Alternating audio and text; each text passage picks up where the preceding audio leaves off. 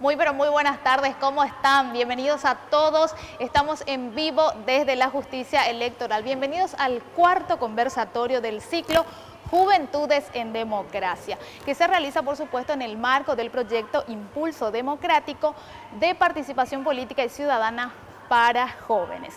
Como siempre les comento, Impulso Democrático es un proyecto institucional de la Justicia Electoral que busca promover la participación política y electoral de las juventudes, una participación realmente activa. Agradecemos la colaboración de IDEA Internacional y por supuesto el apoyo de la Unión Europea y la Oficina del Programa de las Naciones Unidas para el Desarrollo en Paraguay. Para la ejecución de este proyecto justamente es gracias a estos organismos. Este cuarto conversatorio será liderazgo y comunicación política. Este va a ser nuestro tema en esta tarde. Y seguidamente quiero ceder el uso de la palabra al moderador Víctor Vidal, coordinador de proyectos del área de gobernabilidad del PNUD. Buenas tardes. Estimadas y estimados espectadores, es nuevamente un placer darles la bienvenida en una jornada más dentro de este ciclo de conversatorios sobre juventudes y democracia. Es realmente un gusto poder abrir paso al evento del día de hoy, en donde tendremos a dos destacados exponentes del exterior, y en esta función de moderación me acompaña nuevamente la estimada colega Lourdes González de IDEA Internacional. Nada más que en esta ocasión, a diferencia de las jornadas anteriores, Lourdes está presente a distancia, con lo cual estaremos combinando este rol respectivamente. Seguidamente estará hablando ahora ante ustedes la ministra de la Justicia Electoral, María Elena Huapenca, para las palabras protocolares de bienvenida, y luego daremos paso a la colega Lourdes González. Bueno, muy buenas tardes a todos. En primer término, quiero saludarles y agradecerles a todas las personas que están siguiendo esta transmisión de este nuevo conversatorio Juventudes en Democracia, que con mucho cariño y esmero es organizado por la Justicia Electoral, pensando en las juventudes de nuestro querido Paraguay, y que lo realizamos con el apoyo de organismos internacionales como IDEA Internacional, la Unión Europea, el Programa de las Naciones Unidas para el Desarrollo. En segundo lugar, quiero agradecer especialmente a nuestros aliados estratégicos, IDEA Internacional, la Unión Europea y el Programa de las Naciones Unidas para el Desarrollo, por el gran apoyo que estamos recibiendo de sus organizaciones, y reconociendo que la suma de sus esfuerzos con los nuestros hacen posible que cada conversatorio sea un verdadero éxito, al poder contar con la intervención de expositores de primerísimo nivel.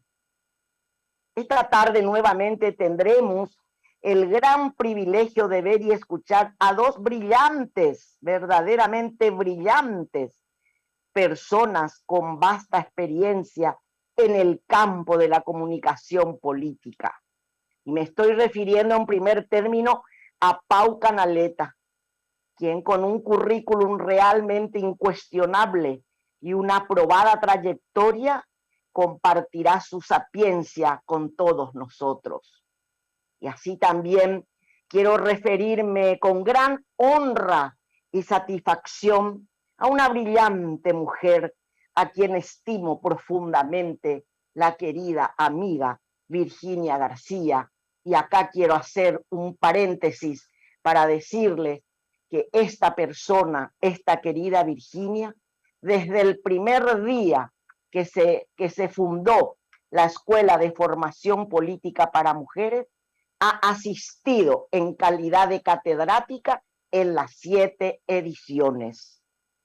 Ella es una destacada especialista con quien venimos trabajando desde hace varios años, ya en la promoción de una democracia más inclusiva e igualitaria en el Paraguay. Mi profunda gratitud a ustedes, Pau y Virginia, por haber aceptado nuestra invitación para transmitir sus conocimientos y experiencias a los seguidores de este conversatorio. Estoy convencida que sus aportaciones van a ser por demás instructivas y motivadoras para los asistentes de este evento. Sin ánimo de extenderme en este saludo, tan solo me resta desearles a todos que disfruten y aprovechen al máximo de esta conferencia, y les cedo nuevamente la palabra a mi querido amigo Víctor Vidal del PNUD, que está en la moderación de este espacio el día de hoy. A Lourdes, un abrazo de la distancia. Ella está siguiendo, pero está lejos. También a cada uno de los que están trabajando en ese salón. A Cristian y su equipo, a Enrique Gómez de la Fuente, a los funcionarios de protocolo, a prensa, a todos y cada uno de ustedes, al joven de las señales, de las señas, que no recuerdo su nombre en este momento, a Andrea, a todos les digo un gran abrazo, y hoy se va a coronar nuevamente con un gran éxito este nuevo conversatorio. Un cariño muy especial a cada uno.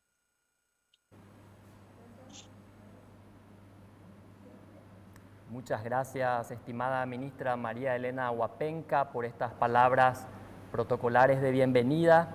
Tengo ahora el placer de dar la palabra a mi querida colega, directora de IDEA Internacional Paraguay, Lourdes González. Buenas tardes, Lourdes. Buenas tardes desde México. Es un gusto saludarles y no podía dejar de participar en este conversatorio tan relevante. La distancia no es un obstáculo. Estoy con ustedes y así seguiremos trabajando desde donde quiera que nos encontremos. Y esta pandemia también nos ha hecho entender que las distancias físicas no son distancias de otro tipo. Así que muy contenta de participar y de compartir la moderación de este evento junto con mi querido colega Víctor Vidal y con el resto del equipo. Muy agradecida también por las amables y cálidas palabras de la ministra Huapenca. Siempre un gusto apoyar al Tribunal Superior de Justicia Electoral en todos los emprendimientos que tengan que ver con este compromiso para mejorar la calidad de la democracia. Un saludo también de parte de la Unión Europea, que se congratula de seguir apoyando esta iniciativa de Juventudes en Democracia, que es tan importante. Y sin tardar, voy a proceder a la presentación de nuestro primer invitado, nuestro primer disertante, Pau Canaleta. Gracias. Además, por aceptar participar en un horario que para él es bastante tarde en España. Así que gracias adicionales por ese esfuerzo, Pau. Pau es licenciado en Historia por la Universidad de Girona. Tiene un diplomado en Estudios Europeos y un máster en Marketing Político por la Universidad Autónoma de Barcelona. Es miembro de la American Association of Political Consultants y actualmente ejerce labores de consultoría en comunicación estratégica para gobiernos, instituciones y organizaciones. Se desempeña como coordinador del Máster de Comunicación Política e Institucional de la Barcelona School of Management de la Universidad Pompeu Fabra. También es profesor de Comunicación Política en la Universidad de Barcelona y en la Universidad de Girona. Es director de los cursos de Comunicación de Gobiernos, Gestión de Gabinetes Políticos e Institucionales y del Instituto de Ciencias Políticas y Sociales de la UAB. Es autor de libros sobre comunicación política, conferenciante y ponente en seminarios, congresos, jornadas y cursos sobre comunicación institucional y colaborador habitual en los medios de comunicación en España. Pau, gracias por esta participación tuya, nuevamente demostrando que la distancia física no es impedimento para que podamos reunirnos a conversar y a reflexionar sobre estos temas que nos importan tanto y que queremos poner a disposición de las juventudes en Paraguay. Y Pau nos va a hablar sobre los principales retos de comunicación política en el mundo actual. Adelante, Pau. Muy bien, muchas gracias, Lourdes. Muchas gracias a la ministra por sus amables palabras. Es para mí un honor y un orgullo poder participar en este conversatorio y además compartirlo con alguien que admiro tanto como es Virginia, con la que hemos compartido buenos momentos y sobre todo también compartimos una visión de la comunicación política muy similar. Mi introducción, mi reflexión será breve, de unos 20-25 minutos, como me habían pedido, y quería reflexionar en un mundo tan cambiante que tiene muchos retos, pero también muchas cosas buenas, ¿no? Como el hecho de que podamos participar en un evento como este, aún en un contexto de pandemia. Por tanto, intentaré hablar no tanto de la comunicación en sí, sino qué retos, qué nos ha cambiado en la comunicación política y que tendrían que tener en cuenta los jóvenes y los no tan jóvenes a la hora de relacionarse con los ciudadanos. Por tanto, intentaré poner la presentación, si me dejáis.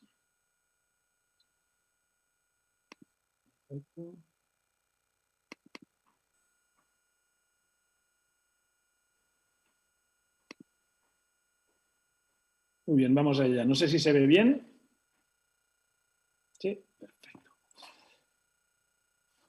A ver, una de las cosas más importantes cuando hablamos de comunicación política es entender que no es una solución para ganar elecciones solamente, sino que sobre todo es una manera de relacionarnos con los ciudadanos. Es la herramienta o el conjunto de herramientas más importantes que tenemos para relacionarnos. Pero sí es cierto que en los últimos años, por los cambios que se han producido, muy ligados a los cambios en las técnicas de la comunicación y la información que se han producido, ha impactado de tal manera la comunicación política que nos ha cambiado las maneras que tenemos, no solo los políticos, la gente que asesoramos a los políticos de relacionarnos, sino sobre todo la manera que tiene la ciudadanía de relacionarse con la política. Yo creo que entender estos cambios es entender un poco a qué mundo nos moveremos y qué retos tendremos a la hora de acercar a la política y de que los ciudadanos puedan relacionarse de una manera más hábil y más sencilla con los políticos. El primer cambio, para mí muy importante, en Europa se ve, en todo el mundo se ve, es que la sociedad es mucho más diversa de lo que era. No estoy hablando de una diversidad cultural solamente, sino sobre todo estamos hablando de una diversidad en estados de ánimos, en tendencias, en maneras de ver, maneras de pensar, maneras de comportarse, maneras de vivir. Una sociedad mucho más compleja que los políticos obviamente han dado una respuesta muy clara a esta diversidad, pero que aún así vemos que cada vez es más grande y los retos de dirigirse a ella es mucho, mucho más difícil. Antes era muy sencillo hacer comunicación política porque había grandes grupos más o menos homogéneos en la que nosotros, los que nos dedicamos a comunicar con ellos, pues más o menos lo teníamos sencillo.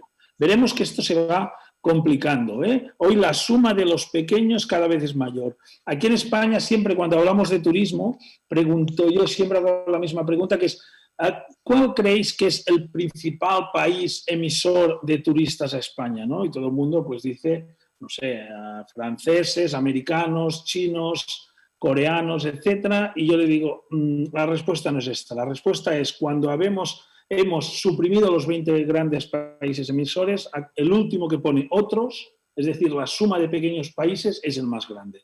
Esta tendencia se está produciendo en España, se está produciendo en Estados Unidos, en Francia, en todos los lados.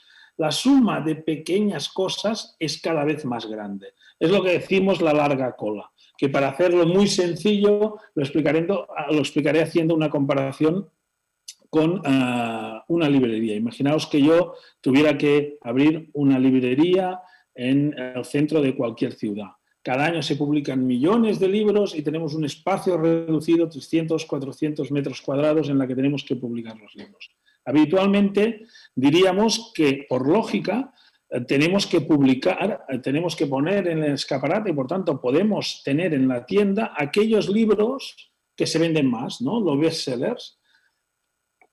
Con la aparición de Amazon y la posibilidad de que todos los libros que se publiquen estuvieran a disposición de la gente y colgados en la red, vimos que la suma de los pequeños libros, de los libros con mucha poca difusión, de cosas muy específicas, muy pequeñas, es superior a la suma de todos los bestsellers. Es decir, cada vez más las minorías en maneras de actuar, en intereses, en tendencias, etcétera, cada vez es más importante. Esto es muy importante en comunicación política. Yo vengo de Barcelona, el ensanche de Barcelona, más o menos todo es similar, y si me hubierais dicho hace 40 años quién vivía en el ensanche de Barcelona, en cualquier edificio, más o menos sería la misma forma, ¿eh? Parejas con 2 hijos. Hoy vas al mismo edificio y vemos que la diversidad es muy grande. Estudiantes, solteros, amigos, parejas, gente que está de paso, etcétera, etcétera. Por tanto, ya no nos podemos dirigir a los ciudadanos de la misma manera que nos dirigíamos antes. Ya no hay esa homogeneidad, sino que hay muchos intereses que hemos de saber interpretar. Una política mucho más femenina, y esto nos ha cambiado, la irrupción de la mujer en política es muy evidente, y esto no me extenderé porque Virginia sabe mucho más que yo. Una política donde la gente está muy lejos de la política, se siente muy alejada de la política, donde el malestar se traduce en política, por tanto, ha cristalizado en algunos países un malestar que polariza el debate político, donde se produce una crisis del sistema de partidos, cada vez más los partidos grandes, según qué países, representan a menos votantes, y esto va muy ligado con la diversidad que decíamos antes, donde desaparecen los partidos catch-all. Los partidos catch-all eran partidos que salen a mediados del siglo pasado, de la transformación de los partidos de masas, a partidos que quieren representar a una parte importante de la sociedad, pero de una sociedad que empezaba a ser diversa. Y por tanto tiene diversidades de sensibilidades dentro del partido. Les votaban gente que pensaba de una manera y gente que pensaba de otra. Todo esto nos está cambiando y vamos a un ecosistema de partidos más pequeños, pero con comportamiento catch-all. Es decir, la manera de integrar sensibilidades diferentes dentro de cada partido, pues ya no solo se produce en los grandes partidos, sino que se produce en todos los partidos. Por tanto, la diversidad también es interna entre los votantes. Vemos, por ejemplo, el Parlamento Europeo, que había grandes familias, 2 grandes familias que ocupaban la mayoría, y ahora vemos que hay una diversidad de familias, de sensibilidades mucho más diferentes, pero que todos tienen que entender también esta diversidad dentro. Y esto provoca en los países que se necesita llegar a acuerdos, pues una cultura de coalición. Es decir, ya no solo es gobernar, asumir el poder y gobernar, sino que además has de asumir el poder y gobernar con partidos quizá diferentes a tu opción política. Y por tanto, de llegar a acuerdos más transversales, etcétera, etcétera, etcétera. Donde se extiende la campaña permanente, no solo porque los grandes medios de comunicación siguen la política diariamente, sino porque además los ciudadanos tienen las herramientas para seguir a la política diariamente. Y esto es un cambio sustancial. El político ya no solo utiliza los medios para relacionarse con los ciudadanos, sino que los ciudadanos utilizan medios ligados a la tecnología de la información y la comunicación para relacionarse de una manera constante y en cualquier momento con los políticos y con la comunicación de las instituciones, donde se profesionalizan los gabinetes en cualquier nivel. Ya no solo son los grandes gobiernos, cualquier gobierno mediano y pequeño tiene gabinetes profesionales de comunicación, donde todo el mundo comunica. La red lo que provoca es que ya no solo comunican las grandes instituciones, sino cualquier institución puede comunicar, sea pequeña o mediana, pero también cualquier ciudadano puede comunicar. Donde los medios tradicionales se encuentran en crisis. Yo siempre explico que el 2016 es una de las veces donde los grandes mass media en Estados Unidos apoyaron a un candidato. En pocas ocasiones se había producido que tantos medios apoyaran un candidato y este candidato perdió. Es decir, aquí vemos como el papel de los medios, que eran los grandes generadores de opinión, tiene un papel mucho más reducido. Ya no son solo los grandes grupos de comunicación quien configuran la opinión pública, sino que hay otros actores que han salido y ayudan al ciudadano a configurar su opinión pública. Obviamente son las redes sociales y todos los medios vinculados a Internet, pero veremos también cuando hicieron la encuesta postelectoral después de la victoria de Donald Trump sobre cómo se había informado de política sus electores, pues la gran mayoría se había informado a través de Facebook. Es decir, las redes sociales ya no solo hacen de red para relacionarse entre ciudadanos, sino también son grandes generadores de información política. Y este es un elemento nuevo. Muchos ciudadanos se informan de política a través de las redes sociales y esto obviamente hace que los medios ya no tengan pues, el poder que tenían antes. Una sociedad exigente y conectada en que exige que la política también esté conectada y que por tanto se relacione como ellos se relacionan con la política, donde no entendemos de horarios, ahora lo estamos viendo con este conversatorio, pero también en cualquier situación, donde el horario ha pasado a tener un rol mucho más difuso del que tenía antes, donde muy ligado a las tecnologías de la información y la comunicación surgen nuevos valores de los ciudadanos acostumbrados a utilizar estas herramientas, valores como la transparencia, como la proximidad, como rendición de cuentas, etcétera. Son valores que ya no solo son los políticos que pueden utilizarlos o no, sino que es el ciudadano que exige que la política integre estos valores en su comportamiento habitual. Y por tanto surgen nuevos valores políticos ligados a esta explosión de la tecnología, nuevas maneras de relacionarnos y de comunicarnos. Este es un ejemplo, lo que estamos haciendo ahora, pero hay muchos más. Estamos cambiando hábitos y yo creo que la pandemia aún cambiará más, donde emergen nuevos líderes de opinión. Ya no solo son aquellos que opinaban y configuraban la opinión pública a través de los medios tradicionales, ya sea articulistas, presentadores, opinadores, sino que surgen de las redes sociales nuevos líderes de opinión que impactan de una manera evidente la opinión pública y pueden configurar opiniones diferentes. Donde muy ligado también a la movilidad y también a las tecnologías emergen nuevas geografías. Antes era muy sencillo hacer campaña política porque solo teníamos que mirar sobre la gente que habitaba y que tenía derecho a voto en una ciudad, una localidad o lo que sea. Ahora, con la movilidad, vemos movimientos de población de gente que igual no vota en el municipio donde hacemos campaña, pero interviene en la configuración de la opinión pública. O ya sean trabajadores que se desplazan o residentes de segunda residencia, etcétera, etcétera, etcétera. Pero también puede ser os pondré un ejemplo que nos ha pasado en una de estas campañas electorales, de alguien que está a la otra punta del mundo, que no vive ni vota en su municipio, pero que le encanta hablar de su municipio y a través de Twitter o a través de Instagram o a través de otra red social habla sobre lo que sucede en su municipio y tiene un impacto mayor en la configuración de la opinión pública que la mayoría de gente que vive o de los medios que viven en ese municipio. Es decir, se puede estar a la otra punta del mundo sin tener derecho a voto en tu municipio y configurar o ayudar a configurar la opinión política de lo que sucede en este municipio. Y esto nos está cambiando de una manera muy evidente. Donde existen nuevos compromisos políticos. Antes, no solo los partidos políticos cada vez tienen menos militancia y por tanto menos peso y son un actor no tan importante a la hora de configurar la relación entre ciudadano y política, sino que además hay una nueva manera de comprometerse en política. Antes la gente se comprometía por grandes ideologías durante toda la vida.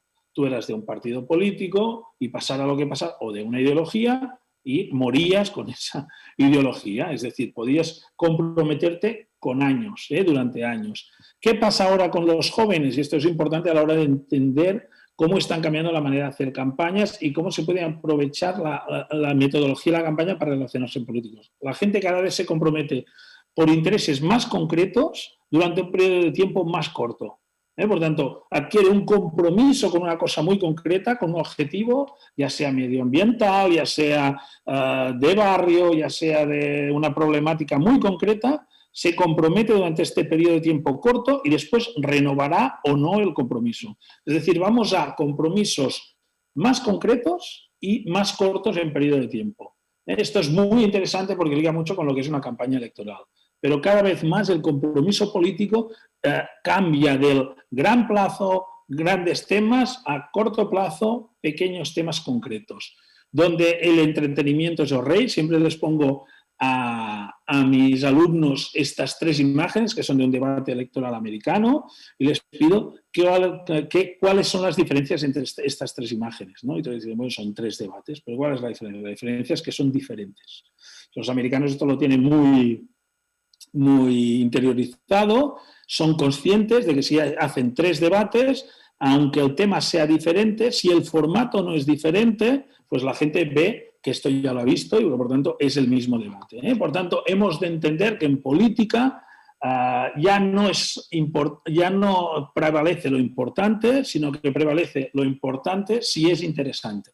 Si no es interesante, no es suficiente el hecho de un factor relevante para comunicar. Por tanto, hemos de hacer entretenida la política, hemos de hacer interesante la política. ¿Quiere decir banalizar la política? No, ni mucho menos. Quiere decir entender que la gente lo que quiere es conocer o escuchar los mensajes y las propuestas, pero además que sea de una manera entretenida y que no sea pesada. Donde cuesta generar cada vez más el clima electoral, porque no solo depende de los medios como antes dependíamos. Antes hacer campaña era bastante sencillo, se compraba un espacio publicitario en la televisión, intentabas hacer un buen spot, generar los medios de comunicación, pues el seguimiento político y ya estaba, ¿no? Ahora vemos que hay muchas más herramientas, pero también muchas más posibilidades. Una sociedad mucho más individualista, donde los intereses particulares son más importantes y por tanto hemos de tener una visión global de lo que sucede en el territorio, pero a la vez entender los intereses particulares, donde los indecisos se multiplican. Yo siempre decía que las campañas estaban centradas en los indecisos, que son aquellos que acaban decidiendo las elecciones, los que dudan. Esta duda se ha amplificado mucho. Las últimas encuestas postelectorales que tenemos en España, pues casi la mitad de la población decidió su voto el día antes o el mismo día de las elecciones. Es decir, cada vez más la gente duda y acaba decidiendo no solo por la campaña, sino por los últimos acontecimientos que se producen en campaña o por las sensaciones que se producen en campaña. Por tanto, cada vez más tenemos más indecisos, más gente que duda y por tanto hemos de entender que están más abiertos a la persuasión. Ya no hay un voto fijo, sólido, estable, sino que este cada vez es menor y cada vez hay más gente que duda. Donde la emoción es central, no me detendré aquí, cada vez la gente se deja llevar más por la emoción, donde las instituciones tienen una ambigüedad muy clara entre lo que es lo físico, lo tradicional y las redes y la manera que tienen de entenderla, donde la política se personaliza, y aquí hablaríamos de relato, etcétera.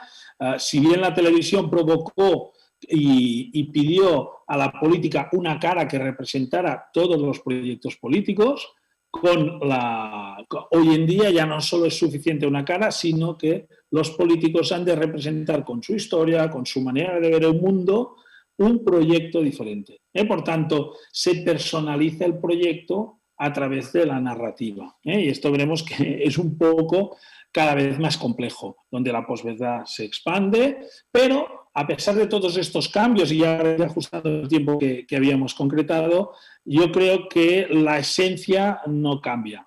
Y la esencia, a la hora de comunicar la política, según mi punto de vista, se mantiene intacta. Cambian muchas cosas, cambian herramientas, cambian maneras, cambia la sociedad, pero la esencia es la misma. ¿Qué es la esencia? Básicamente, el posicionamiento es el objetivo. Trabajamos para tener un buen posicionamiento en el escenario electoral, pero sobre todo en la mente de los electores. Es decir, qué imagen queremos transmitir, qué proyecto tenemos, hacia dónde queremos llevar el país. El terreno de juego son los temas, todo girará siempre en torno a los temas, que es lo que definen el escenario electoral. El proyecto es la clave. Sin proyecto la política no tiene fuerza, no tiene sustancia. El proyecto es primero pensar hacia dónde queremos llevar el país, hacia dónde queremos proyectar la ciudad, tener argumentos sólidos y después ya comunicaremos. Hemos de dedicar buena parte a tener una idea, a tener un proyecto de qué visión tenemos de cómo ha de ser la ciudad, el país dentro de 15, 20 años. La estrategia es el marco en el que nos moveremos, que no es nada más que los pasos que seguiremos para cumplir el objetivo que nos hemos marcado. El mensaje sigue siendo lo importante, el relato es lo rey, como os decía antes. El político como marca cada vez tiene más peso, y esto Virginia podrá seguro desarrollarlo cuando en su intervención. Los votantes son unos aliados, no solo es un mercado al que acceder, sino que son unos aliados a quien nos debemos. La coherencia en comunicación es la palabra clave entre lo que decimos y lo que hacemos. Si nosotros controlamos y nos preocupamos para que nuestro mensaje sea coherente en todo lo que hacemos, cualquier persona que se relaciona en cualquiera de nuestras capacidades o públicas o nuestras actuaciones públicas percibirá lo mismo. Si no controlamos la coherencia, aquí tendremos problemas. Y al final, ya para terminar, servir a la gente, no olvidar nunca que servir a la gente es un motivo en la política, ¿eh? No servirnos nosotros, sino sobre todo ayudar a la ciudadanía a que pueda mejorar su calidad de vida. Muchas gracias.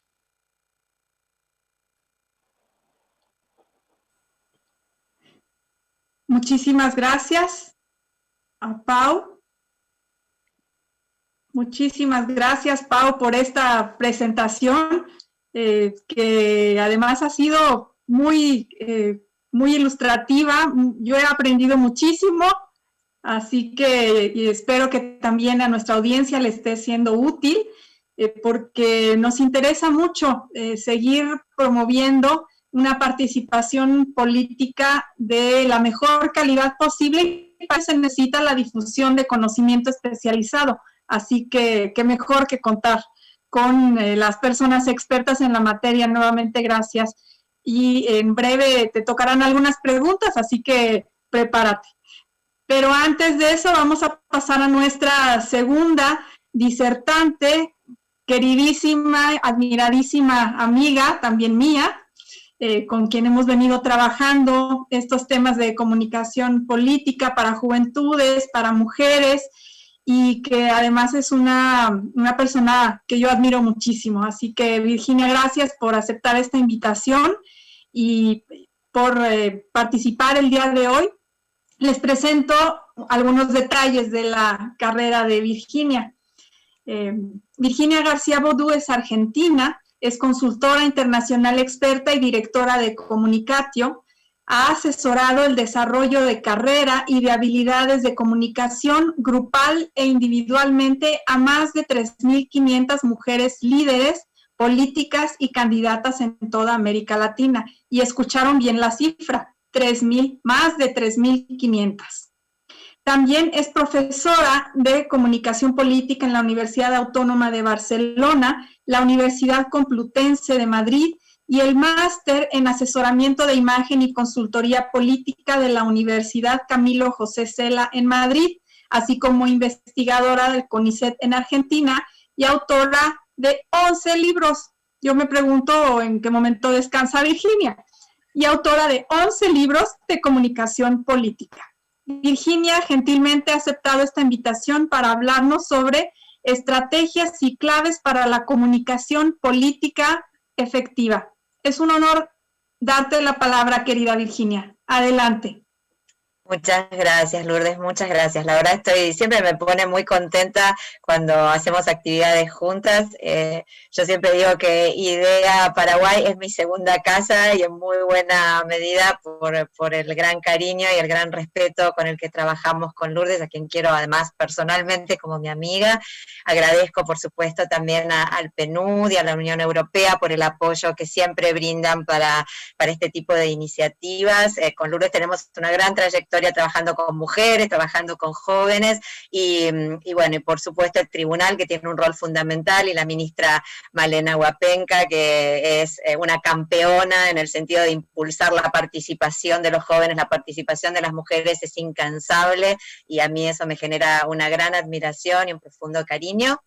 Y suertuda yo, que me toca estar aquí con mi amigo Pau Caraleta, con quien compartimos, como bien él decía al inicio, una visión, ¿no? Que la comunicación política no es simplemente algo que se usa para ganar elecciones, sino que la comunicación política es un recurso maravilloso cuando uno quiere transformar las sociedades en un sentido democrático, como el que impulsan el PNUD, IDEA, ¿no? Con la democracia siempre detrás como objetivo y como mirada, y creo que la comunicación, cuando uno la comprende, es un vehículo muy importante, pero como también decía Pau, tenemos que contextualizar, tenemos que entender que la comunicación que quizás nos servía ayer no es la que nos está sirviendo hoy, por todas estas variables que él mencionaba que son tan importantes y que nos hablan de un mundo que está cambiando, y probablemente si el año que viene repitiéramos este conversatorio tendríamos que modificar algunas de esas variables porque ya serían distintas, ¿no? En el día de ayer le preguntaba a un conjunto de gente cuántos de ellos hacía 6 meses sabían usar Zoom, y casi nadie sabía usar Zoom hace 6 meses, ¿no? Y sin embargo hoy nos encontramos con que nos desayunamos con Zoom y es una herramienta totalmente familiar. Así que, bueno, es un desafío y me parece que el mapa general que nos compartió Pau es muy valioso. Y yo en cambio me voy a centrar en algo más concreto, más específico, porque es lo que me pidieron y porque tiene que ver con ciertas herramientas prácticas que podemos usar en la comunicación, justamente después de haber comprendido ese escenario estratégico general, qué podemos hacer y con qué recursos nos podemos manejar, sobre todo además sabiendo que los jóvenes por lo general cuentan con menos recursos de poder y con menos recursos económicos dentro de los partidos políticos o dentro de los ONGs o dentro de los espacios de trabajo que personas que llevan mucho más tiempo militando en los partidos. Entonces mi inquietud es siempre cómo acercarles algunas herramientas que puedan utilizar para comunicar sus ideas con bajo presupuesto, sin necesidad de grandes inversiones y que puedan empezar a pensar esa comunicación. Voy a compartir una presentación. Si no se ve, ustedes me avisan.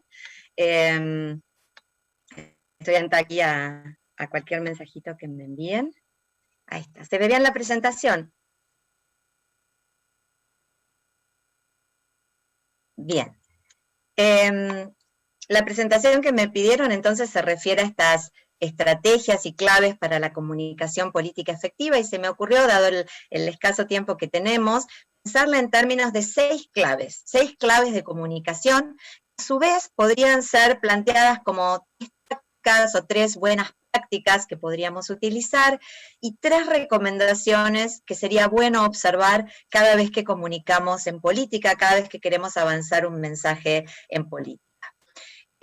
Ustedes saben que una de las herramientas fundamentales del liderazgo es la comunicación. En buena medida, liderar tiene que ver con saber comunicar. No lo digo yo, lo dicen muchos estudios, como por ejemplo el llevado a cabo por Fred Greenstein en Estados Unidos, quien analizó a 11 presidentes estadounidenses y que habían tenido mucho éxito frente a la opinión pública, y una de las variables fundamentales que él encontró es que todos ellos habían hecho un muy buen manejo de sus habilidades de comunicación y de sus estrategias de comunicación.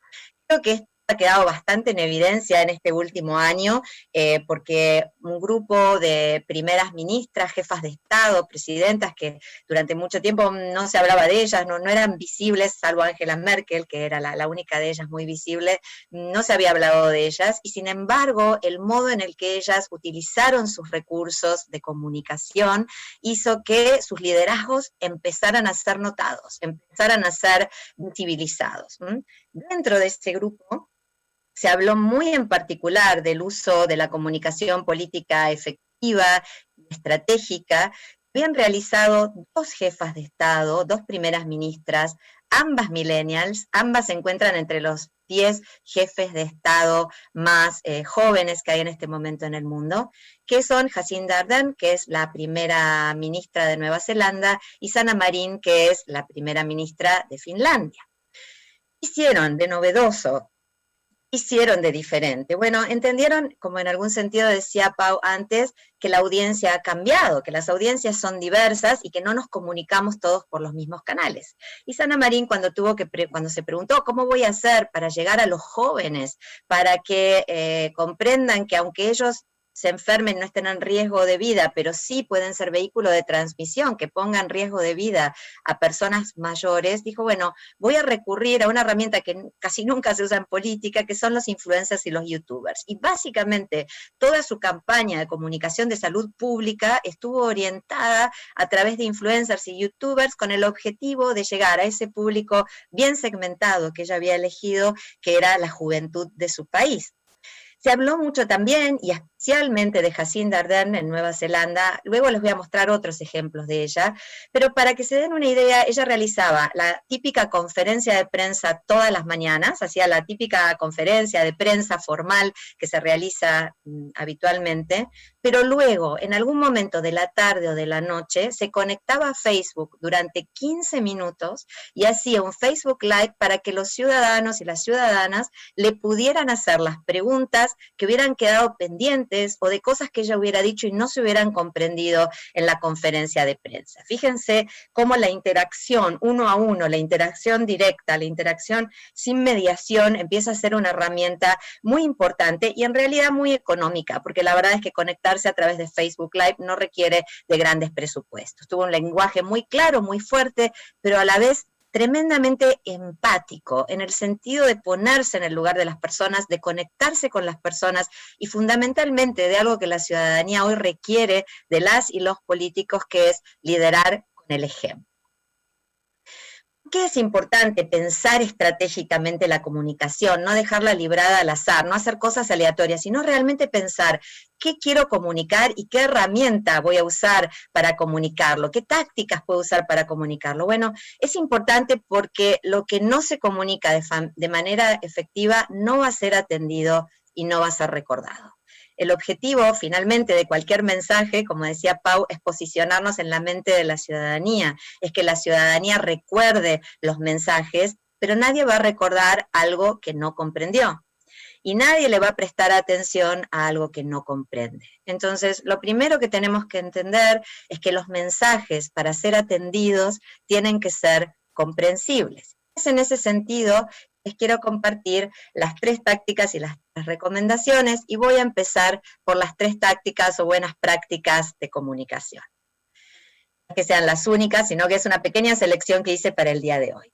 Primero, aprendamos a comunicar usando analogías, imágenes, estadísticas visuales, evitemos el uso de abstracciones. El cerebro humano no se lleva muy bien con los números, no se lleva muy bien con las abstracciones, y en cambio tiene una gran velocidad para procesar imágenes, para procesar historias, para procesar emociones, ¿verdad? Entonces, una primera cuestión que tenemos que entender es que es de la mayor importancia cuando vamos a comunicar, si tenemos que comunicar estadísticas o tenemos que comunicar nuevos conceptos o nuevas ideas, tratar de ver si los podemos comunicar de una manera, en algún código que sea análogo o que resulte familiar al electorado en términos, o a la ciudadanía en términos de experiencias que ya han pasado o de cosas que ya conocen. Por ejemplo, en el caso de Nueva Zelanda, cuando Jacinda Ardern anunció la cuarentena y dijo que iba a haber etapas en esta cuarentena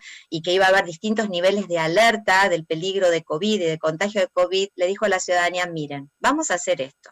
Ustedes en Nueva Zelanda están muy familiarizados con los incendios forestales y nosotros desde hace mucho tiempo tenemos un sistema de alarmas forestales que hace que cada vez que hay un incendio forestal a ustedes les llegue a su móvil, inmediatamente a su móvil, una alarma que el sonido de la alarma va de más fuerte a más débil dependiendo de la gravedad de la situación. Bueno, a partir de hoy van a empezar a recibir en sus teléfonos móviles por SMS, por mensaje de texto, la misma alarma, el mismo sistema de 4 alarmas, de 4 niveles de alarma que tenemos para los incendios forestales, pero ahora para el COVID. Es decir, lo que ella hizo fue utilizar para una situación nueva y angustiante algo que ya era familiar para las personas, que ya era conocido para las personas y que era una analogía fácilmente de manejar, de fácil manejo para la ciudadanía. Otra recomendación, ¿qué otra táctica podemos usar o buena práctica podemos usar? Bueno, clave, lo dijo Pau también, lo anunció, aprendamos a conectar con las emociones. Aprendamos a conectar con las emociones cuando queremos que las personas nos presten atención a un mensaje. Eduardo Machiavelli, por ejemplo, es el actual secretario de Ambiente de la Ciudad de Buenos Aires.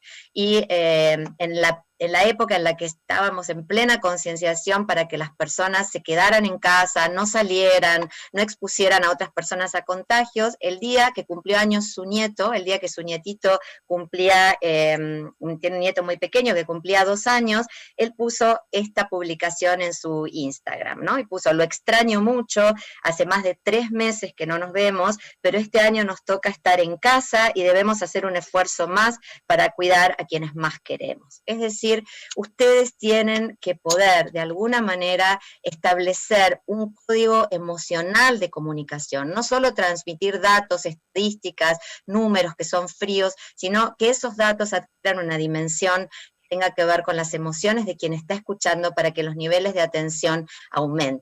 Ejemplo, la primera ministra de Noruega, frente al COVID, decidió brindar una conferencia de prensa exclusiva para niños, donde los niños podían hacerles preguntas y donde ella les dijo que estaba bien sentir un poco de miedo, algo de miedo.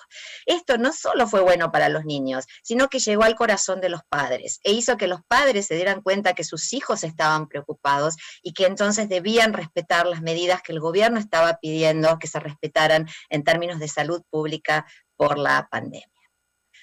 Tercera táctica, aprovechar el poder de las historias. Las historias son maravillosas, son arcaicas, son una de las primeras formas de comunicación que hemos tenido los seres humanos y hoy en día podemos usar las redes sociales de una manera muy simple para contar distintas historias. Fíjense, en una de las fotos tenemos a la alcaldesa de Santander que nos contó la historia de cómo se fue a un sitio a coser ella misma mascarillas, o de Alexandria Ocasio-Cortez, a quien pudimos seguir durante todo un día mientras repartía alimentos para los vecinos más vulnerables que no podían salir a la calle.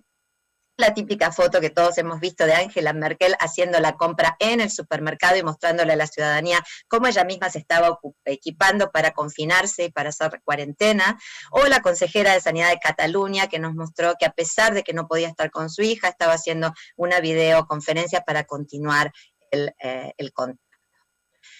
¿Cuáles son 3 recomendaciones clave, además de esas 3 buenas tácticas, 3 buenas prácticas? Bueno, la primera recomendación es humanizar el mensaje.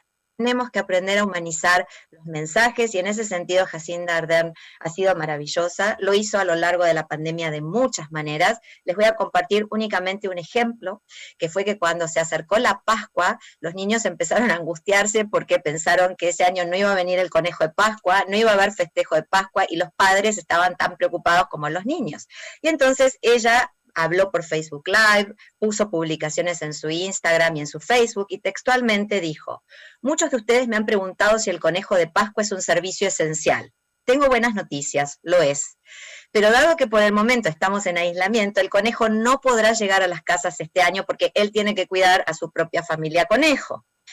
Pueden dibujar, colorear un huevo, ponerlo en sus ventanas, me va a encantar ver sus diseños, y si les envían a mi mail o les ponen un hashtag, voy a compartirlos en mis redes, y además les dejo uno si quieren, este que está aquí, para que lo busquen en ese link, lo bajen, lo impriman, lo coloreen, y pueden usar mi página web para eso. E inmediatamente, ¿qué hizo? Mostró cuando su hija Niv, que es muy pequeñita, tiene 2 años, intentó hacer su propio huevo de Pascua, como vemos, bueno, fue un intento un poquito fallido, pero no importa, fue algo con lo que las personas se pudieron relacionar. Dijeron, nos está pidiendo que nuestros hijos este año no salgan a hacer la tradicional búsqueda de huevos de Pascua, que dibujen un huevo y los pongan en sus ventanas, es lo mismo que ella está haciendo con su propia hija. Humanicen el mensaje, primera recomendación.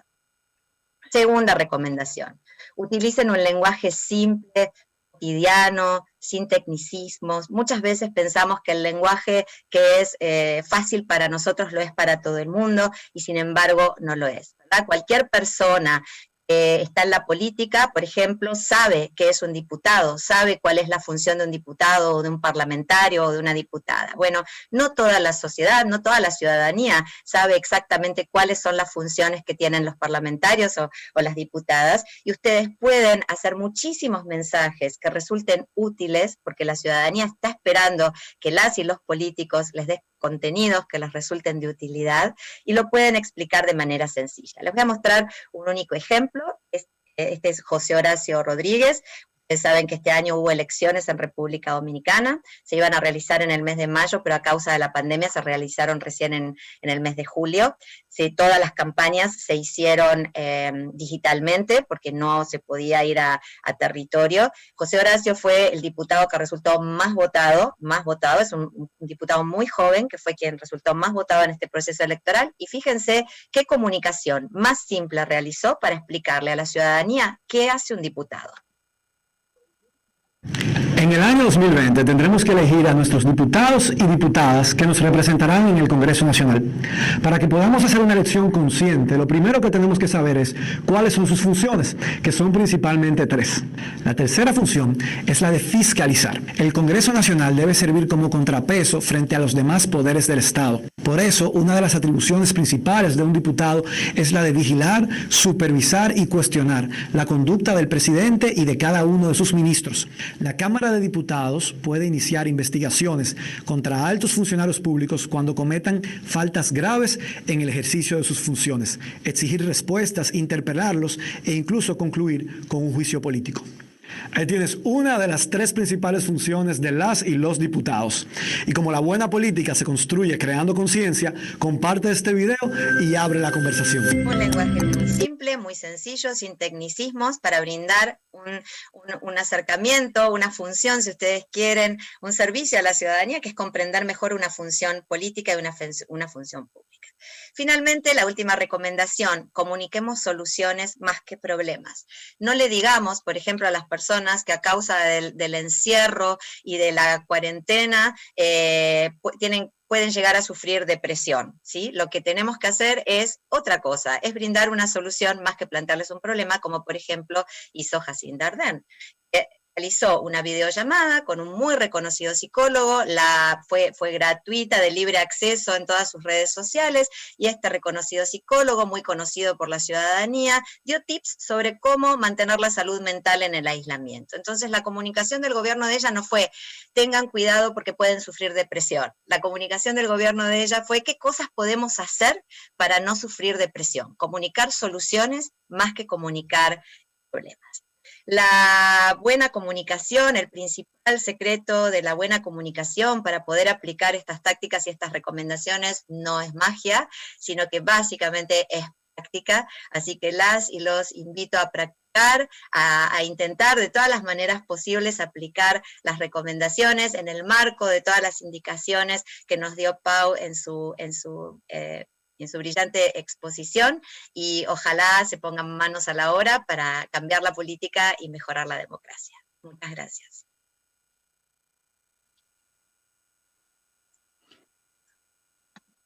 Muchísimas gracias, querida Virginia. De verdad que qué lujo tenerles en este panel a Pau y a Virginia. Yo sigo aprendiendo muchísimo.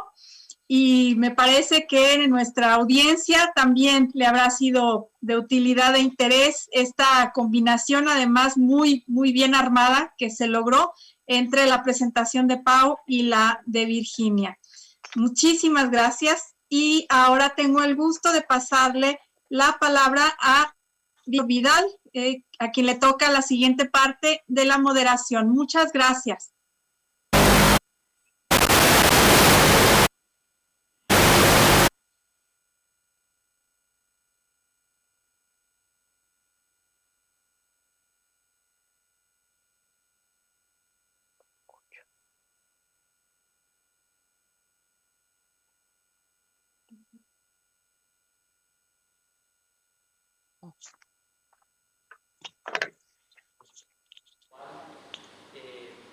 Ha comentado cómo, de qué manera el contexto en el cual se desarrolla la comunicación es muy cambiante, sobre todo en la época actual, lo que significan las tecnologías y los medios, las modalidades.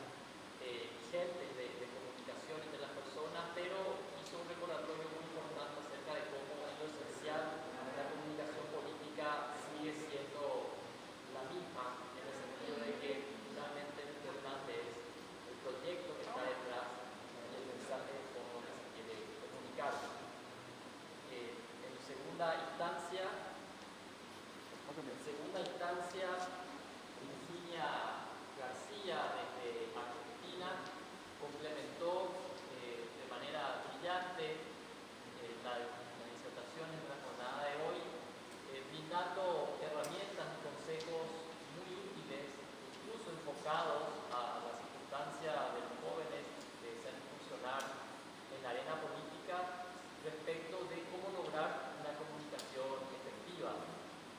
Ha señalado que hoy en día muchas características de la comunicación, entre ellas el uso de las tecnologías, representan a la vez de un desafío también una oportunidad de lograr con medios accesibles un impacto y una llegada muy amplias, y ha dado ejemplos muy ilustrativos sobre estas apreciaciones con bueno, ejemplos específicos de utilización de estas herramientas por destacados líderes y jefas de gobierno jóvenes de la actualidad y el impacto que logran con este enfoque comunicacional. Antes de pasar a la siguiente parte de nuestra jornada de hoy, que tendrá que ver con las preguntas y con las respuestas, quisiera mencionar de manera muy especial que, como siempre en todas las jornadas de este ciclo, contamos con traducción simultánea a lengua de señas, y lo menciono de manera muy especial porque el día de ayer, 23 de septiembre, recordamos lo que en su momento la Asamblea General de las Naciones Unidas instituyó como el Día Internacional de las Lenguas de Señas. Así que, bueno, este reconocimiento especial al día importante que hemos vivido ayer, que sirve para concienciar sobre la importancia de las lenguas de señas para promover los derechos de las personas sordas y su plena inclusión. Seguidamente vamos a pasar al espacio de las preguntas y de las respuestas. Recordemos que estas preguntas emanan de la interacción simultánea en vivo con todos los y las amables espectadoras a través de los distintos medios por los cuales se está transmitiendo este evento. La primera pregunta está dirigida al expositor Pau Canaleta y formula lo siguiente: conforme a su exposición, ¿cree usted que se está llegando al fin de la era de los grandes partidos políticos tradicionales? Aprovecho para aglutinar esta pregunta con una segunda que plantea lo siguiente: ¿cómo hacer interesante la política para los jóvenes, o qué estrategia se debe utilizar para que los jóvenes sientan interés por la política? Adelante, estimado Pau. Muy bien, muchas gracias por las preguntas. Yo creo que el fin de los grandes partidos políticos dependerá de dos cosas. Es cierto que hemos visto como en algunos sitios, como por ejemplo en algunos lugares, como en Francia, grandes partidos que han dominado la escena política en los últimos años han desaparecido, bueno, casi desaparecido, y en su lugar lo ocupan nuevos partidos. En España también lo hemos visto, cómo se ha dividido y ahora hay 4 o 5 grandes partidos cuando normalmente teníamos pues un bipartidismo imperfecto. Dependerá de dos cosas. Una, creo yo, del sistema electoral. En Estados Unidos, por ejemplo, es muy difícil que se produzca un cambio de grandes partidos, básicamente porque el sistema electoral acaba tendiendo a consolidar los partidos hegemónicos. Por tanto, depende del sistema electoral de cada país, y segundo, depende de la capacidad que tengan los partidos de adaptarse y de integrar todo esto que hemos intentado explicar yo y Virginia, ¿no? Es decir, estos cambios que atacan de lleno a las maneras de funcionar de los partidos políticos, que son instituciones mucho más pesadas, y por tanto dependerá de la manera que tengan de adaptarse. Por lo que se refiere a la segunda pregunta, cómo hacer interesante la política, yo creo que Virginia lo ha definido con su exposición con ejemplos muy claros, ¿no? Es decir, es entender, yo siempre digo, y es de las cosas que nos cuesta más cuando hablamos de comunicación, la comunicación es la gestión de la percepción, no es nada más que la gestión de las percepciones. Por tanto, no es lo que es alguien, lo que somos, sino lo que la gente percibe de nosotros. Y el momento más importante a la hora de entender la comunicación es la empatía. Es introducirte en qué está pensando al público en el que te diriges, cómo te ve, cómo recibe tus mensajes, cuáles son sus preocupaciones, cuáles son sus intereses. algunos estrategas importantes, cuando hablan de las preguntas claves en una campaña electoral, siempre dicen que una de las 3 más importantes es: entiende mis problemas, entiende la manera como yo veo el mundo.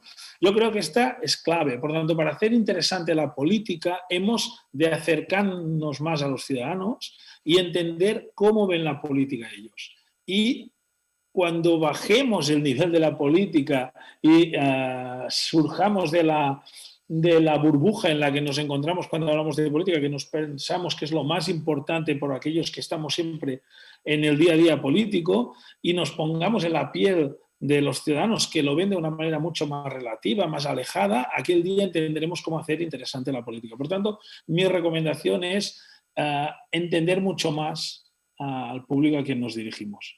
Y a partir de aquí, utilizar pues, las herramientas o ejemplos que ha dado Virginia, por ejemplo.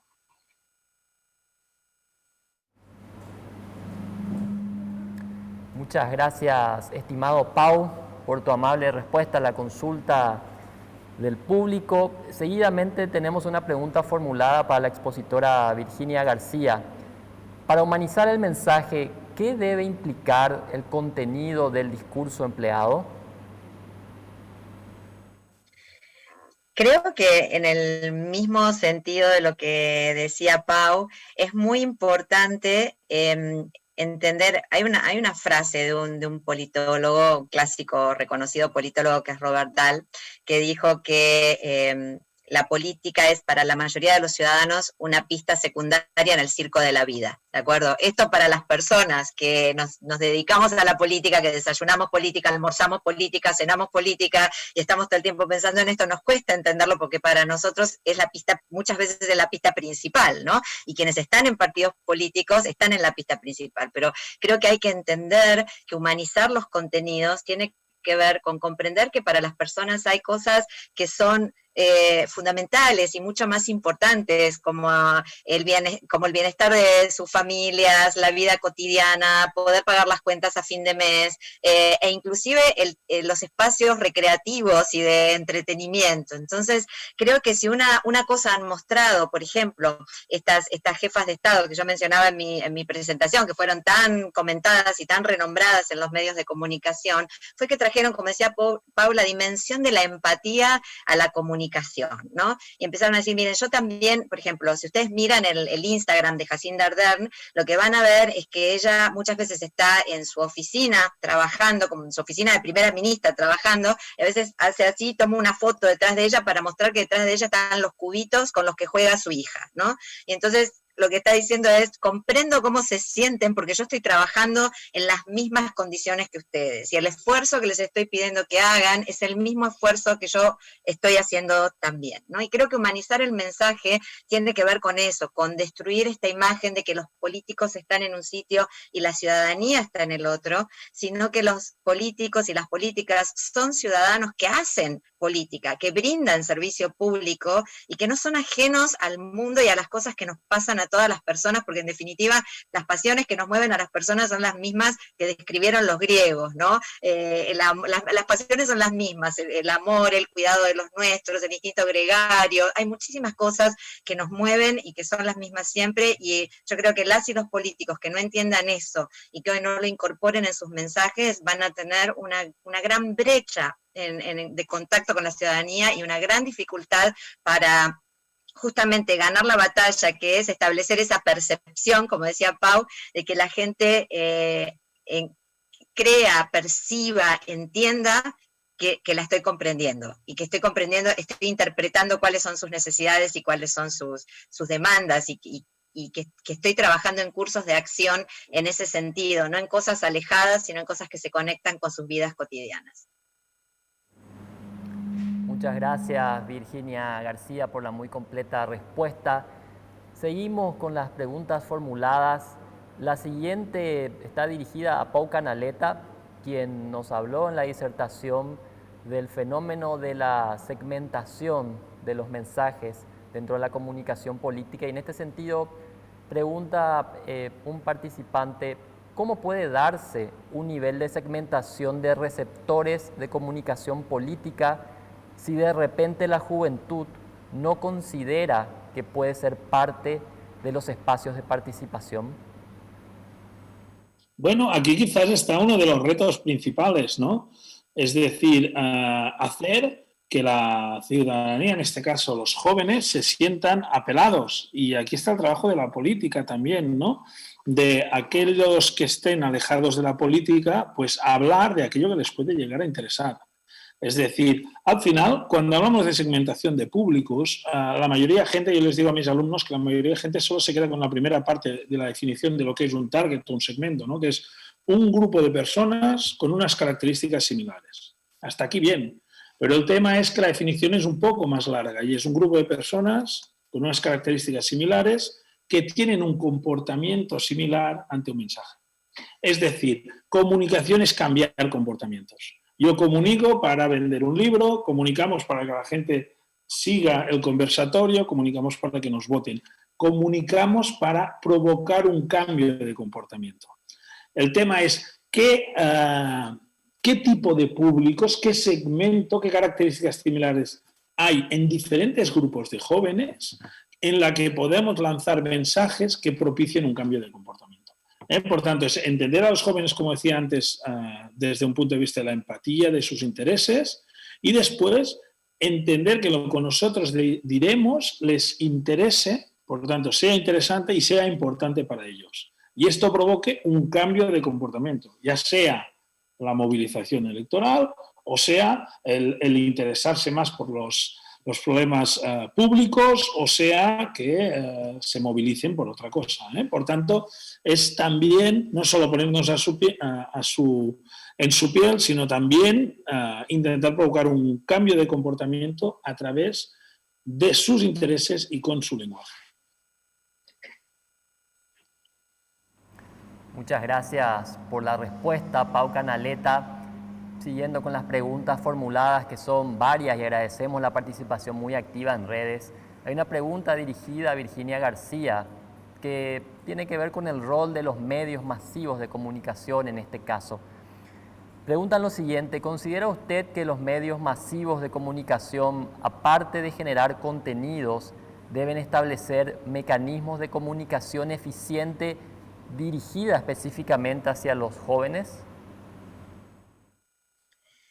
Creo que hay un trabajo muy importante que tienen que hacer los propios medios de comunicación a su interior, en su interior, que es un trabajo de revisar cuáles son, qué tipo de información están comunicando y cómo están captando lo que interesa o no interesa a la sociedad. Por ejemplo, uno de los trabajos que vengo realizando desde el año 2014 son talleres en medios de comunicación, muchas veces apoyados por IDEA Internacional, muchas veces apoyados por el PNUD en distintos países, donde les replanteamos a las y a los periodistas su mirada, por ejemplo, sobre los temas de política y género, ¿no? Porque tratan de una manera diferente a las mujeres y a los hombres políticos en los medios de comunicación, porque hablan de la vestimenta de las candidatas pero no hablan de la vestimenta de los candidatos, porque la vida personal de las candidatas les parece interesante y por ahí no así la de los candidatos.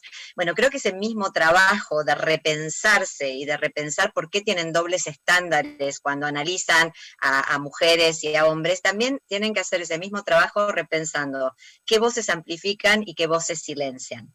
Me parece que, como decía Pau, estamos entrando en un momento en el cual entendemos no solo que la sociedad es diversa, que esto ya lo hemos visto y lo hemos entendido, sino que además necesitamos urgentemente incluir la diversidad. O sea, creo que hace un tiempo el desafío era admitir que tenemos diversidad, no solo étnica, ¿no? Sino diversidades de todo tipo como las que describía Pau. Creo que ahora el gran desafío que tenemos por delante es la inclusión de la diversidad para la transformación. No nos vamos a transformar como democracias, no nos vamos a transformar como sociedades si realmente no hacemos una verdadera inclusión de la diversidad. Creo que en esto los medios de comunicación tienen un rol muy importante que jugar y las voces de las mujeres, las voces de los jóvenes tienen que empezar a ser escuchadas a través de los medios de comunicación. Les cuesta, en general son estructuras digamos, justamente muy estructuradas, a las que les cuesta salir de sus roles tradicionales y de su manera tradicional de trabajar y de sus rutinas de producción de la noticia, pero creo que también está habiendo cambios positivos, así como han incorporado la figura de la editora de género, que antes no existía, que es una persona que mira todas las secciones del periódico y se fija si la perspectiva de género está incorporada o no en las noticias de economía o en las noticias de política que se están comunicando. Bueno, así como se ha producido ese cambio, creo que empieza cada vez más a ver en las redacciones y en los medios la conciencia de que la sociedad es diversa, de que necesitamos que todas las voces sean escuchadas, porque la diversidad es positiva, ¿no? Cuantas más voces se escuchen, ya sabemos que es más sencillo quedarnos con la opinión de las mismas personas, pero como siempre digo, si solo escuchamos las opiniones de un grupo de señores de la misma edad, de la misma etnia, hombres blancos de más de 50 años, que hacen política, básicamente estamos escuchando personas que tienen el mismo mindset, la misma manera de analizar, han sido socializados de una misma forma. Cuando ampliamos los mindsets y diversificamos al incluir mujeres, jóvenes, todo tipo de minorías, lo que hacemos es enriquecer muchísimo el proceso de toma de decisiones y eso nos beneficia a todas y a todos nosotros como sociedad. Entonces, creo que los medios de comunicación tienen que repensar su rol en ese sentido y comprender que amplificar las voces de los jóvenes también es necesario. Muchas gracias por la respuesta, Virginia García. Realmente estamos teniendo una participación muy numerosa en los canales de mensajería, de las redes por las cuales se está transmitiendo este evento, lo cual demuestra no solamente, por supuesto, el tremendo valor, la profundidad y la importancia de todo lo aquí expuesto, sino el interés práctico que esto está despertando en los y las espectadoras. Agradeciendo nuevamente la participación de toda la audiencia, pasamos a la última ronda de preguntas, las dos últimas respectivamente en particular. La primera de ellas dirigida a Pau Canaleta, que señala lo siguiente: ¿cómo hacer interesantes los valores democráticos que hasta hace poco no eran discutidos en su legitimidad hoy en día en un contexto de desinformación y posverdad que los amenaza? Es una pregunta muy interesante, ¿eh? Es uno de los retos. Los que somos europeos y los que estamos en países como España, ¿no?, que hace una década y media vivimos una crisis económica muy importante de la cual sin la ayuda de la Unión Europea hubiera sido difícil salir adelante. Nos hicimos también esta pregunta, porque sé que las están haciendo las instituciones europeas, ¿no? Es decir, algo que ya está tan instalado que la gente ya lo da por descontado, como por ejemplo es la Unión Europea, que es una unión que ha beneficiado muchísimo a todos los ciudadanos de la Unión Europea y sobre todo pues, de los países que conforman la Unión Europea, como la gente, sobre todo los jóvenes, nuevas generaciones, pero no solo, también gente mayor, dejaba de valorarlo porque ya era algo que no era sexy, entre comillas, ¿no? Bueno, yo creo que este es el reto. La propia experiencia española y de tantos otros, y también a la hora de encarar la pospandemia, pensad que, por ejemplo, en la Unión Europea, en España invertirá 140.000 millones de euros entre subvenciones y créditos. Sin Europa, sin la solidaridad de una unión como la que tenemos, pues difícilmente los países se ayudarían y saldrían adelante en momentos complejos, ¿no? Por tanto, yo creo que este reto lo tiene la Unión Europea, lo tiene también la democracia, son aquellas cosas que funcionan, pero que a veces dejamos de valorarlas, ¿no? ¿Cómo hacemos que la gente lo valore o que sea sexy? Lo ha comentado también Virginia. Básicamente, traduciéndolo en los beneficios cotidianos.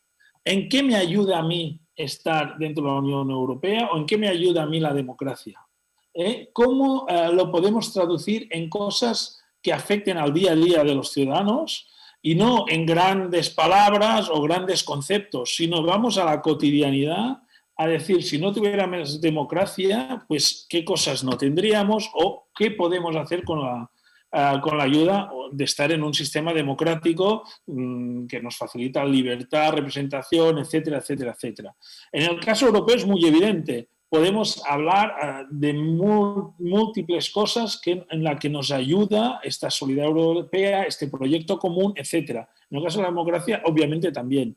Por tanto, sería hacer un pequeño ejercicio de traducción de los beneficios que comporta a la cotidiana de la gente vivir en un sistema democrático y cómo lo podemos resaltar o poner en primer término toda esta traducción de las mejoras en el día a día o los cambios que produce el vivir bajo un sistema democrático a cada uno de los ciudadanos. Yo creo que un poco sería, he puesto el ejemplo europeo, pero que también yo creo que es interesante, porque son esos sistemas, esos modelos que han funcionado muy bien, pero que al cabo de unos años la gente ya lo da por descontado y quizás deja de valorarlo como se merecería, ¿no? Y por tanto yo creo que se ha de insistir y sobre todo se ha de mejorar mucho la comunicación para traducirlo en la cotidianidad de la gente, en las pequeñas mejoras que afectan al día a día de los ciudadanos. Muchas gracias por la muy ilustrativa respuesta, Pau Canaleta. Seguidamente la última pregunta que nos llega dirigida a Virginia García. La pregunta específicamente señala lo siguiente: ¿cómo podemos medir la efectividad de estas sugerencias que la expositora realizaba en su exposición y buenas prácticas en un país que tiene alto descrédito hacia los políticos? ¿Cómo podemos empezar a construir confianza con la ciudadanía? Adelante, Virginia.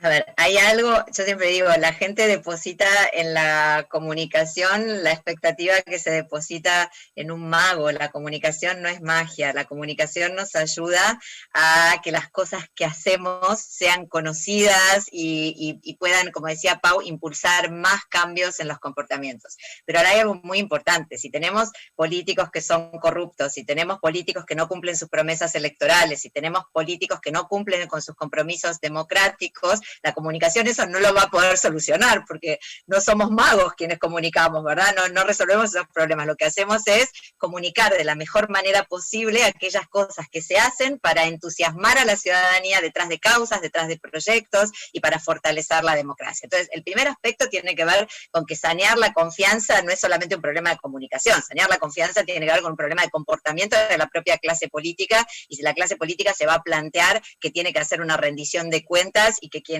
las y los votan, no los votan porque sí, sino que los votan esperando que se comporten de una determinada manera y en la función pública. Entonces, creo que el tema de la confianza no es un tema de comunicación, creo que el tema de la confianza es un tema de cambiar la política. ¿No? Cambiar los partidos por dentro, cambiar la política, cambiar las generaciones.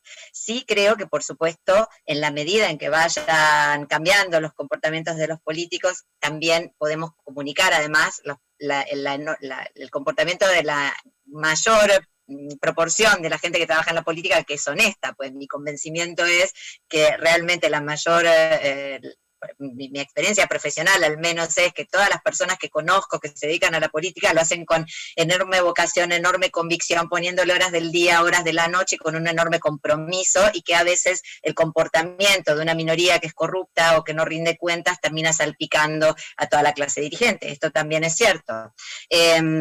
Creo que la comunicación, en ese sentido, la comunicación de la buena política, la comunicación de las buenas acciones, la comunicación de la política que transforma, nos va a ayudar a ir cambiando ese imaginario. Pero también les tengo que decir que estas cosas no suceden de un día para el otro, que estas cosas llevan tiempo, son procesos sociales, ¿no? A todos nos encantaría amanecer una mañana y que la percepción pública respecto de esto hubiera cambiado, pero la realidad es que cambiar la percepción pública es un proceso y requiere ser constante en nuestra comunicación. Requiere, les diría, 3 cosas fundamentales de la comunicación. Como dijo Pau, coherencia, o sea, tenemos que ser coherentes, no podemos, como decía mi abuelita, borrar con el codo lo que escribimos con la mano, o sea, tenemos que tener coherencia, tenemos que nuestro mensaje tiene que guardar coherencia, tenemos que tener visibilidad, y por eso, en ese sentido, sí, la comunicación es una gran herramienta, y tenemos que tener consistencia. Es decir, no solamente tener un punto de vista lógico, bien definido, un discurso clave, estructurado, que no importa quién hable, más o menos las ideas sean las mismas, sino también una consistencia entre lo que decimos y lo que hacemos, ¿no? Que, como decíamos recién, la gente está esperando mucho que los políticos lideren con el ejemplo, y yo creo que en buena medida el éxito que han tenido estas primeras ministras que yo comentaba, tienen que ver con que todas ellas en un modo u otro mostraron que lideraban con el ejemplo, que no le pedían a nadie algo que ellas no estuvieran dispuestas a hacer. Entonces, bueno, creo que todo eso va a ir ayudando a cambiar las percepciones de la política, pero son procesos que llevan tiempo. Muchísimas gracias. Muchísimas gracias, querida Virginia, por esta respuesta. Con esto cerramos las rondas de preguntas, que por supuesto se quedaron algunas inquietudes de la audiencia, pero les anunciamos que pronto tendremos otros eventos en donde podrán también canalizar esas inquietudes. Les quiero agradecer mucho por esta ronda de intercambio, que ha sido muy redonda. Realmente es una verdadera ronda, porque además de que ustedes hicieron presentaciones muy complementarias, las reflexiones que compartieron reaccionando a las preguntas de la audiencia han sido también, han permitido tener un panorama bastante completo y creo yo muy útil para nuestra audiencia. Les quiero invitar a hacer unas reflexiones finales. Quisiera darles un par de minutos, primero a Pau y después a Virginia, para que compartan con nosotros una reflexión final a la luz de lo que hemos trabajado, conversado de manera conjunta hoy. También creo yo que al escuchar las preguntas de la audiencia se dan una idea de por dónde va digamos, el espíritu de cómo se está trabajando esto y cómo se está viviendo esta experiencia en Paraguay, así que pueden incorporar eso también en su reflexión final, por favor. Le damos la palabra entonces primero a Pau. Adelante. Muy bien, muchas gracias. Nada, finalmente yo creo que ha sido muy provechoso y como bien comentabas, Lourdes, muy complementario, sin proponérnoslo, ¿no, Virginia? Las dos presentaciones y las preguntas posteriores, porque yo creo que hemos tocado algunos de los elementos muy importantes en la comprensión de cómo funciona la comunicación desde un punto de vista funcional, no tanto herramientas, sino yo creo que es un tema de entender a la sociedad, intentar entender qué le interesa a la gente, qué ven nosotros, cómo podemos acercar a la gente. Uno de los grandes cambios que se proceden, y obviamente en la juventud también, es que Virginia comentaba, ¿no?, de cómo los ejemplos que mostraban pues iban un poco más allá del paradigma clásico de político que estamos acostumbrados, y cómo el romper un poco este paradigma, ya sea a través de millennials o no, o de gente que tiene la mente más abierta, se hacen este esfuerzo para acercarse más a los ciudadanos. Yo creo que al final la comprensión, la voluntad de acercarse a los ciudadanos, entender también los cambios que los jóvenes tienen introducidos en su manera de ver el mundo, que también tiene que ver con su manera que tienen de relacionarse, donde la tecnología está muy interiorizada, con unos valores ya no solo para ellos, sino que exigen de la política entender estos nuevos valores, entender esta tecnología no como una herramienta, sino como una manera de vivir y una manera de relacionarse con los ciudadanos. Yo creo que es muy importante para establecer este vínculo tan necesario para que las democracias sean fuertes y para que la relación entre representante y representado sea más consolidada. Muchas gracias, Pau. Vamos a darle ahora la palabra a Virginia para sus reflexiones finales. Adelante, querida Virginia. Y aquí me apunté 3 cosas que me quedé pensando mientras conversábamos, ¿no? Porque la verdad que para mí también fue muy interesante participar y las preguntas que recibimos fueron bien desafiantes. Yo diría que hay como tres cuestiones que me gustaría puntualizar. Una es que cuando pensemos en la ciudadanía y cuando pensemos en los votantes, tenemos que empezar, en términos de comunicación, tenemos que dejar de pensar en seguidores y empezar a pensar en términos de comunidades, ¿no? Me parece que un poco el panorama que planteaba Pau al inicio tiene que ver con esto, y fíjense que ya el lenguaje mismo está cambiando, que antes decíamos que teníamos seguidores en Facebook y ahora tenemos comunidades en Instagram, ¿no? Quiere decir que la comunicación va cada vez más en el sentido de la comunidad y menos en el sentido de que alguien sigue a alguien, ¿no? Ya no es esta imagen del político que está aquí, donde todos los demás lo siguen, sino que estamos empezando a entender que comunicarnos con la ciudadanía requiere crear este sentido de comunidad, crear este sentido de que comprendemos sus intereses y que nos estamos integrando y somos parte de esa comunidad que en este momento estamos liderando, pero que no quiere decir que seamos diferentes a esas personas. Una segunda reflexión me parece que tiene que ver con que tenemos que, si queremos comunicar bien, como también dijo Pau en su presentación, no nos debemos centrar tanto en las ideologías políticas o en las ideologías partidarias, sino más comenzar a plantear causas, ¿no? Es decir, empezar a pensar en cuáles son las causas, que no importa si nos interesa mucho o poco la política, si estamos más a la derecha o más a la izquierda, si somos más jóvenes o somos mayores, cuáles son las causas que nos movilizan como personas, el cuidado del medio ambiente, la salud pública, qué cosas, qué causas nos están movilizando, porque creo que vamos a una política de causas más que de propuestas concretas o de ideologías. Y la tercera reflexión es algo que para mí es clave, sobre todo cuando se trata de jóvenes y política, que es que muchas veces cuando estamos trabajando y cuando estamos comunicando, no nos damos cuenta que nuestro punto de vista no es universal, que nuestro punto de vista no representa los puntos de vista, y hay que hacer un esfuerzo muy importante, pero que siempre paga bien, que es el esfuerzo de descentrarse.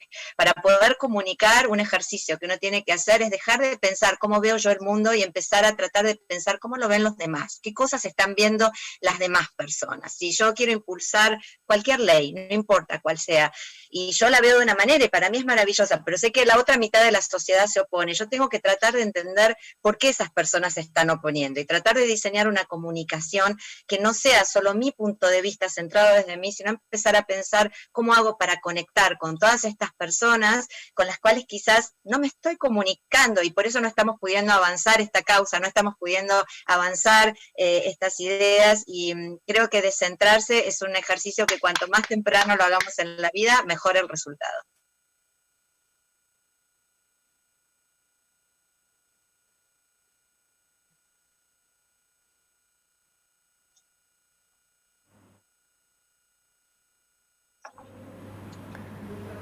Queremos agradecer la generosa participación y el apoyo a esta iniciativa y a este ciclo que han ofrecido estos dos destacados expositores internacionales, Pau Canaleta, Virginia García. De verdad, muchas gracias por la valiosa información, todas estas herramientas que brindaron en la jornada de hoy, que en verdad ha tenido una participación muy activa de la audiencia, lo cual demuestra el elevado interés que existe hacia la temática de la comunicación política, y más aún pensando en que esta es, por supuesto, una herramienta fundamental para la participación y para la participación de los jóvenes en la vida política también, por supuesto. De mi parte, en nombre del Programa de las Naciones Unidas para el Desarrollo, el agradecimiento una vez más al Tribunal Superior de Justicia Electoral, a IDEA Internacional y por supuesto a toda la amable audiencia que jornada tras jornada va creciendo en número y va dando fuerza a este emprendimiento que busca promover la participación política de las juventudes en Paraguay. Querida Lourdes González, te cedo el uso de la palabra para el cierre del evento. Muchísimas gracias, querido Víctor. Ha sido un gusto compartir de nuevo contigo esta moderación en esta modalidad virtual. Y pues muchas gracias por esta oportunidad de escuchar a Pau, a Virginia y a este trabajo conjunto que venimos haciendo de la mano del Tribunal Superior de Justicia Electoral, que nos honra mucho, que nos distinga con su confianza para seguir avanzando en estos temas. Gracias, Víctor, por el trabajo de equipo junto con el Programa de las Naciones Unidas para el Desarrollo. Agradecimiento especial a mi equipo de la Oficina de IDEA Internacional en Paraguay, mis queridas y queridos colegas que están en Asunción haciendo el apoyo detrás de cámaras. No se ven, pero se siente su trabajo y su esfuerzo. Especialmente agradezco a Macarena Aguilera. Gracias, Maki, por el trabajo que has hecho para hacer esto posible. No te vemos, pero sabemos que estás ahí detrás de cámaras haciendo funcionar las cosas. En colaboración con nuestro queridísimo Marcelo Amarilla, que es el director de la Unidad de Participación Ciudadana y que es nuestro líder en estas iniciativas. Muchas gracias, Marcelo, por este trabajo de equipo. Agradecimiento, por supuesto, a la Unión Europea por el apoyo para permitirnos llevar adelante este proyecto de consolidación de la democracia paraguaya. Y, por supuesto, el mayor reconocimiento a la ministra Marilena Huapenca por su liderazgo y por seguir trabajando estos temas tan importantes. Así que muchísimas gracias. Reiterando el agradecimiento a todos y a todas, cedemos el uso de la palabra para la despedida final a la ministra de la Justicia Electoral, María Elena Huapenca. Bueno, antes de dar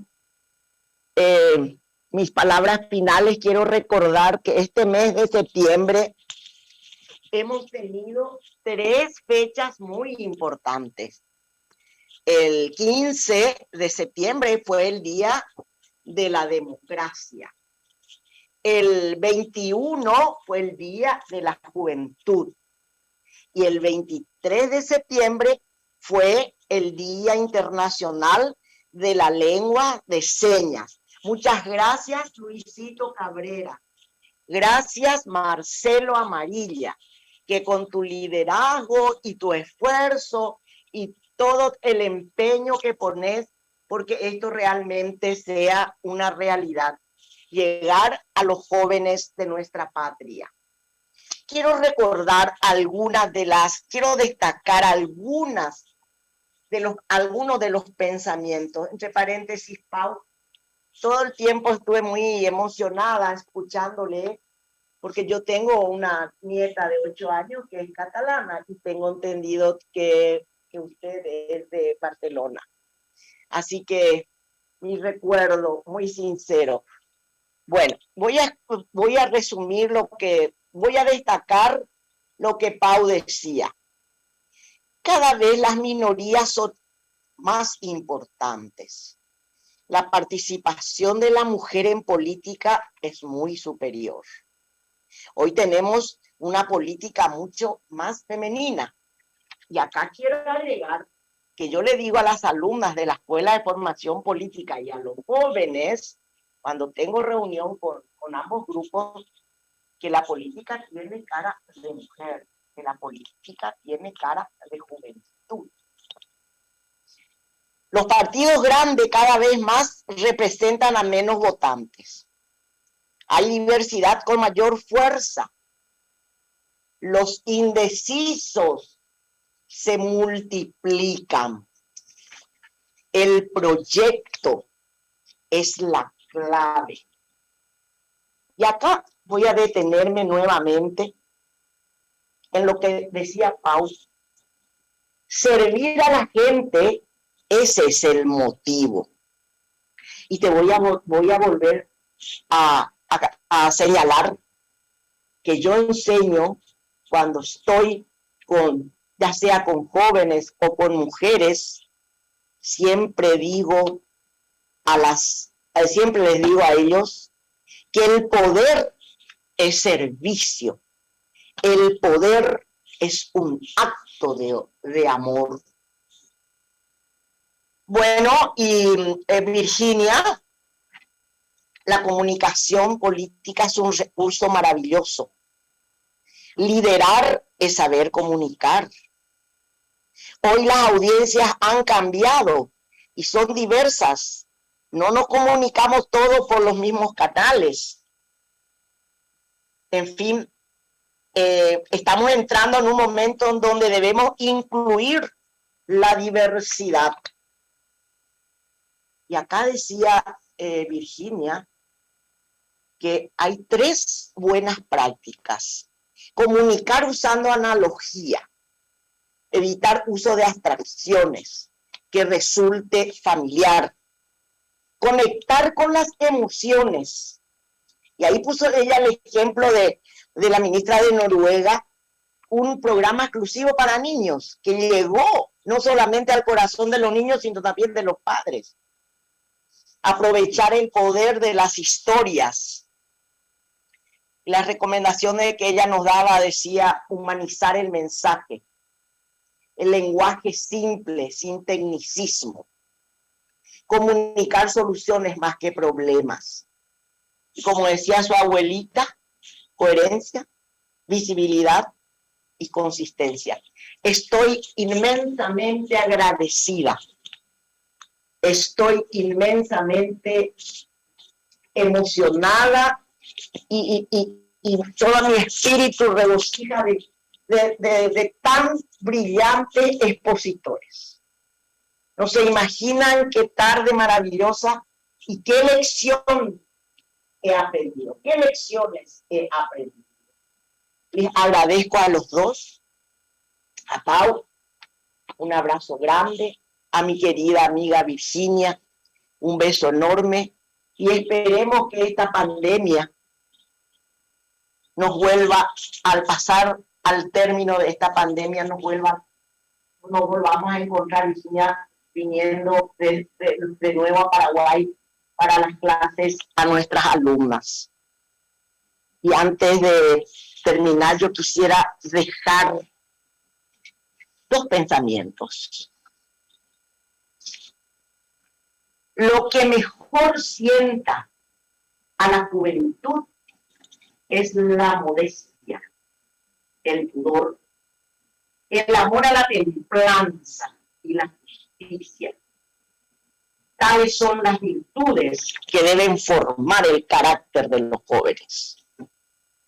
Y en honor al Día de la Democracia, que fue el 15 de septiembre, voy a decir lo siguiente.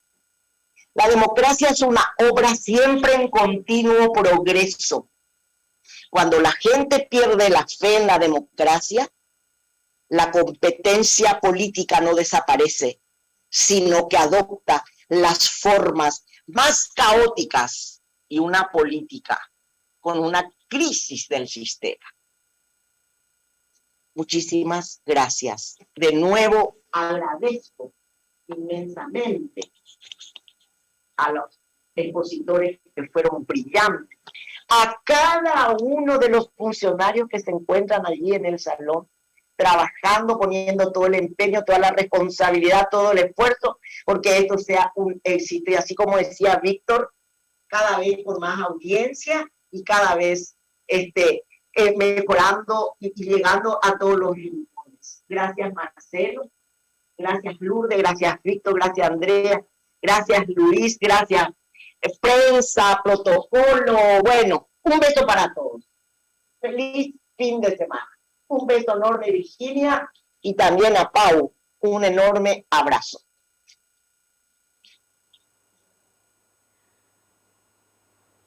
Realmente qué jornada enriquecedora fue la que tuvimos en esta tarde con 2 grandes, porque hablamos de Pau Canaleta y también de Virginia García. Un placer realmente poder escucharlos y tener esta posibilidad realmente no tiene precio. Muchísimas gracias y por supuesto también a toda la gente que nos acompaña.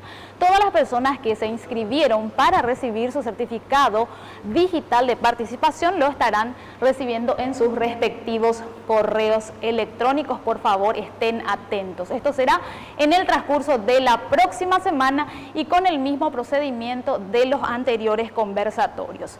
Bueno, quiero contarles que nuestro siguiente conversatorio va a ser el próximo jueves 8 de octubre, anoten por favor, el quinto y último conversatorio de este ciclo Juventudes en Democracia, con la participación, por supuesto, de destacados expositores.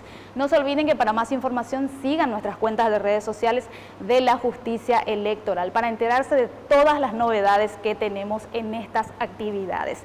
Y bueno, cerramos esta transmisión agradeciéndoles, por supuesto, la atención y la compañía. Muchas gracias.